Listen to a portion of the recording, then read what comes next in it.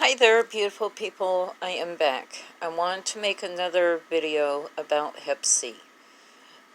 It's because it's something near and dear to me. My mom suffered from it before her death.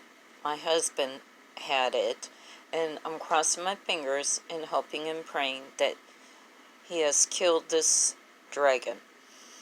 But I wanted to talk more about it on the perspective that I have about the disease. I don't have it. Get out there, people, and get yourselves tested for this silent killer. My mom was 67 when she passed away. I mean, her life wasn't even over. 67, she should have been retired. She should have been, taking a cruise somewhere. Instead, she didn't know that she had it until her final 3 weeks of her life. She had no clue that she even had this disease. And it's a horrible, horrible disease. I watched my mom that day. I had to call the paramedics for her. The paramedics came out and they picked her up and they took her to the hospital. I met her there at the hospital. Her doctor comes up in the room and he goes, "What's wrong?" My mom picked up her shirt and she goes, "I look like I'm 9 months pregnant with twins." And of course my mom would know because she had twins. So, and her stomach was very, very swollen. Very swollen. So, anybody out there with this disease and you only have it, I can say I am truly, truly sorry that you have it. I know what my mom went through. Now this is for the caregivers out there, the people taking care of somebody who has hepatitis C or any disease or illness. Get plenty of breaks throughout the day, throughout the night. You cannot do this 24 hours a day, every single day. You need a break. It is hard on the caregivers when we watch somebody that we love or even care about go through something like this. My mom, she was born in the very early 1940s. Very early 1940s. Food was extremely precious to my mom. My mom loved food. She absolutely loved food. She couldn't hold it down. She could not hold it down at all. And all she wanted was food to eat. I'll give you a story. After she was in the hospital and she had to have her right kidney removed due to the cirrhosis of her liver turned into liver cancer. It spread to her right kidney. So the doctors wanted to remove her right kidney. Little did we know that the cancer was already spreading like wildfire. They told my mom that she wasn't able to eat. Food was very, very precious to my mom. She turned around and, one of the night nurses there in the ICU had just stopped at Jack in the Box on his way to work. He got himself a burger, fries, a milkshake, and apparently he ate it before he clocked in for the night. And I guess my mom was the very first patient of his for the night. He came up in the room and he told me about this hours later when I had called to check up on my mom around 3 o'clock in the morning. I wanted to check up on her, find out how she was doing. And he told me, he said, your mom has the nose of a bloodhound. And I said, what do you mean? And he goes, your mom told me exactly what I had eaten from Jack in the Box before I came to work. That she was able to smell that I got a burger with onions. That I had fries. That I had a strawberry milkshake. She could smell it on me. And he goes, I felt so bad that your mom was up there just begging and pleading with me just to give her a little bit of food. Just a little bit of food. And he goes, I feel so bad, and I had to tell her no because she just had her kidney removed and we were waiting for her to pass gas. And how my mom was up there bargaining with him, well, you give me that food, I guarantee I'll pass the gas. My mom, she loved food. She loved clothes, too. Oh, my Lord. When she had passed away, her closet was filled to the gills with clothes. I mean, you couldn't even separate the clothes at all. It was that jam-packed up in her closet. Clothes that still had the tags up on them. Still had the tags up on it. I don't think my mom could have worn a different article of clothing every day for the remainder of her life, and she still wouldn't have been able to wear all the clothes that were up in her closet. She just loved clothes. She loved shoes, too. Oh, that's where I get my shoe thing from. I love shoes. Shoes and purses. My husband's like, yep. So, yeah. My mom, she loved clothes. You gotta think, too. My mom, she had been through a lot. And when you're born in the early 1940s, in the middle of World War II, yeah, you tend to take things that are a little bit more precious, from food to clothes to... Food was very scarce back then. Trying to get your hands on some good clothes was very scarce. My mom loved... One of her meals that she really loved... I don't eat meat, but I'll cook it for any one of my family members that love meat. My mom loved veal. She loved lamb. Oh my goodness.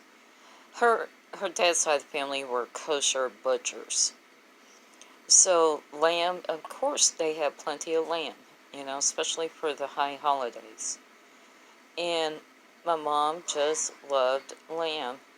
And I'd make her a rack of lamb or a few lamb chops. She loved her mint jelly sauce to go with it. She loved to eat. Food was very precious to her, and towards the end, she asked me to go to McDonald's and get her some oatmeal. I went to McDonald's, got it. I did. It was a pretty good-sized cup, but they only put like this much oatmeal in it. Came back and she got the spoon and just barely any oatmeal. At the tip of this spoon, she took it and she went... She goes, oh, take it away, I can't eat it, I can't eat it. So that told me there that, my mom was dying. But because she was dying, whatever she wanted to eat, even if she couldn't finish it, I was going to make for her. And she asked me to go find her the best veal out there, and I did. I cooked it up for her, made some country gravy to go with it. Pepper, of course, we got to put the pepper up in the country gravy. Made her some sweet corn on the cob and some mashed potatoes. Oh my goodness. My mom loved it. Loved it. And that was after she got home and hospice came in. My mom, like I said, she was dying, but whatever she wanted, even if she couldn't finish eating it, I was going to gladly make it for her. Food was precious to her. Clothes were precious to my mom. So, but that's beside the point. Well, it's not beside the point. To all the caregivers out here, give yourself breaks. You can't go around the clock. It can't be done. It can't.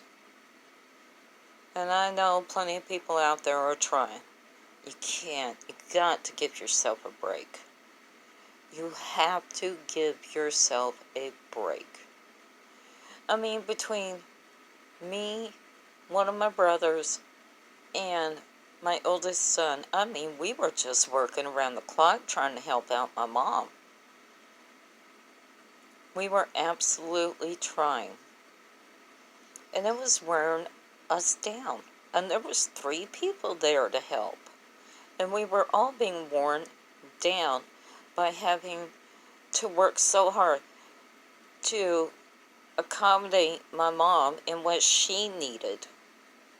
I mean, it got to the point where she just couldn't even use her bedside potty chair. You know, we were having to change the sheets with her still up in the bed. And that's hard. Trying to make her roll one way so I can pull the sheets off, and then roll the opposite way to pull the sheets off from that side of the bed, then roll her again so I can put on the clean sheets. And it was hard. And she was scared. Do you think at all that my mom wanted to die? No. Do you think at all that I wanted my mom to die? No. She was going to fight until the very end. God had to come down himself and take her, because she was going to fight it.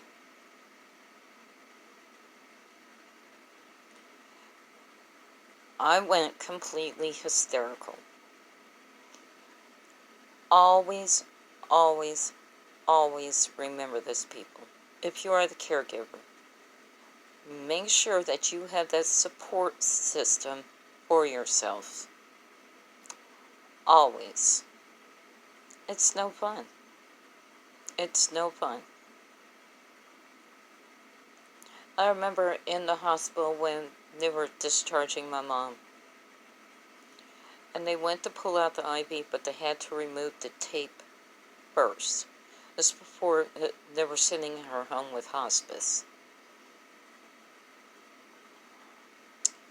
And the nurse was trying to peel off the tape, and my mom was in complete tears because the nurse was taking off the tape, but she was also taking the skin with the tape. I said it before and I'll say it again. We live in the greatest country in the world, and nobody ever should suffer like my mom did. If it wouldn't have been for one of my brothers, the other one was drunk and he was just no help at all. And my oldest son being there. That was my support system. That was my support system. And I needed it because I'm the one who found my mom's body after she had passed. And it's hard up on the caregivers, and it's extremely hard up on the people within our lives that are dying. They don't want to die. They want to live, and they're going to fight to live, like my mom did. She was hoping and praying, like anybody would do, to still live. Like I said, for her to go, God had to come down himself to get her.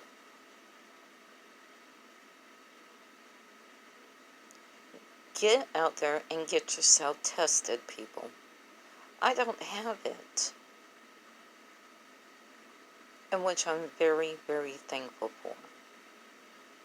But a lot of people do have it and don't know that they have it because they haven't been tested for it. No, I guarantee it, if my mom even suspected that she had it, she would have been tested for it.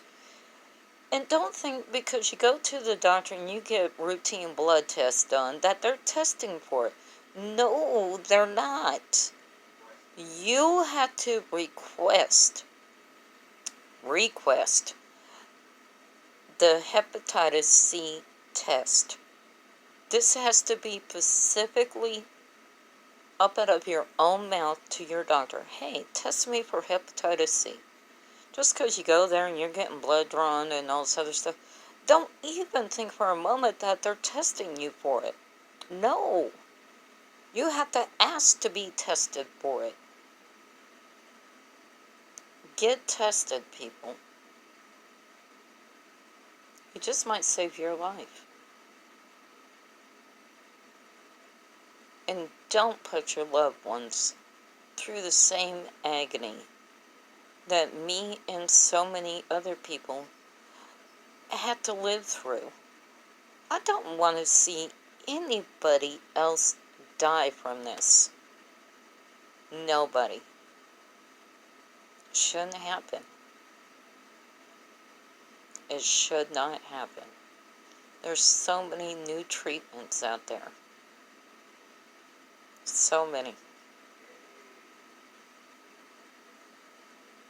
Y'all get tested. Y'all come back now, you hear.